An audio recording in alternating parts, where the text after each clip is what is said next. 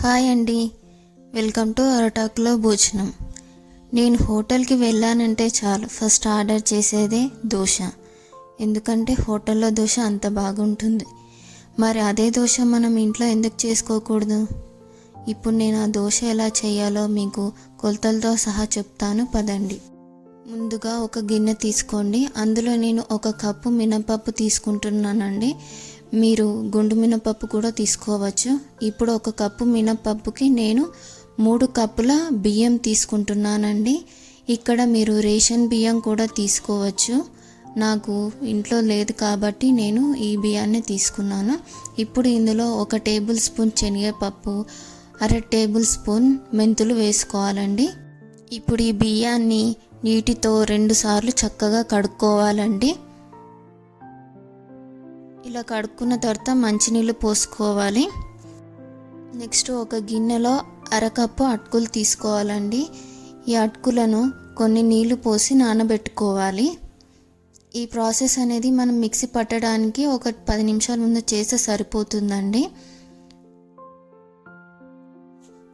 ఇప్పుడు మనం ఒక మిక్సీ జారు తీసుకొని 6-7 గంటలు నానబెట్టుకున్న ఈ బియ్యాన్ని జార్లో వేసుకోవాలండి. ఈ బియ్యంలో ఉన్న నీటిని వాడుకొని మనం చక్కగా మిక్సీ పట్టుకోవాలండి. ఇప్పుడు దీన్ని ఫైన్ పేస్ట్గా చేసుకోవాలండి. దీన్ని ఇప్పుడు ఒక గిన్నెలోకి వార్చుకోవాలి.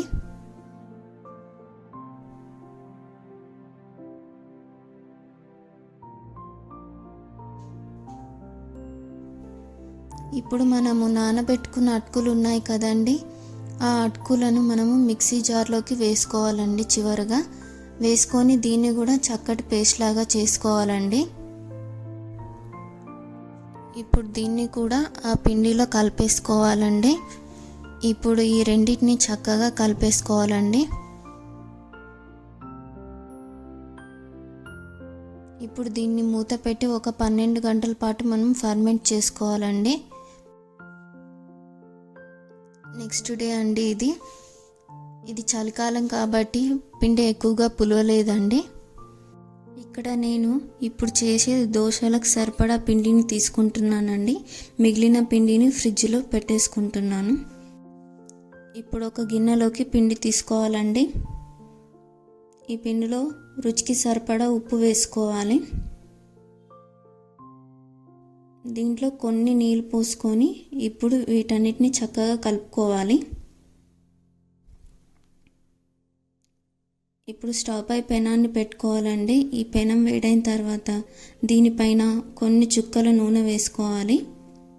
ఇప్పుడు ఒక టిష్యూ పేపర్తోని ఈ నూనెని పెనమంతా స్ప్రెడ్ చేయాలండి. దీనివల్ల దోశ ఈజీగా తీయడానికి వీలవుతుంది. ఇప్పుడు 2 గరిటెల దోశపిండి తీసుకొని దాన్ని గుండ్రంగా తిప్పుకుంటూ పెనమంతా స్ప్రెడ్ చేయాలి.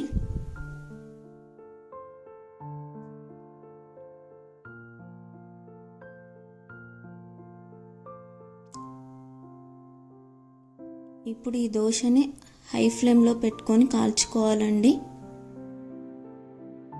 ఈ దోశ అంచుల వెంబడి 1 టేబుల్ స్పూన్ ఆయిల్ వేసుకోవాలండి. ఇప్పుడు ఈ దోశని ఎర్ర రంగు వచ్చే వరకు చక్కగా కాల్చుకోవాలి. ఇప్పుడు ఒక చెంచా సహాయంతో అంచుల వెంబడి ఇలా లేపుకోవాలండి దోశను.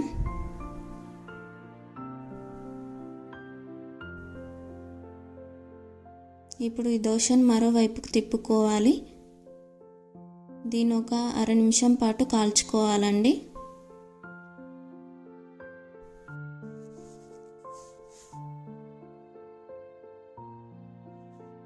అంతే అండి, కరకరలాడే క్రిస్పీ దోశ రెడీ. ఇది మీరే కాదండి, మీ పిల్లలు కూడా తప్పకుండా ఎంజాయ్ చేస్తారు. ఈ దోశను మీరు కూడా ట్రై చేసి ఎలా వచ్చిందో నాకు కామెంట్ బాక్స్లో తప్పకుండా చెప్పండి.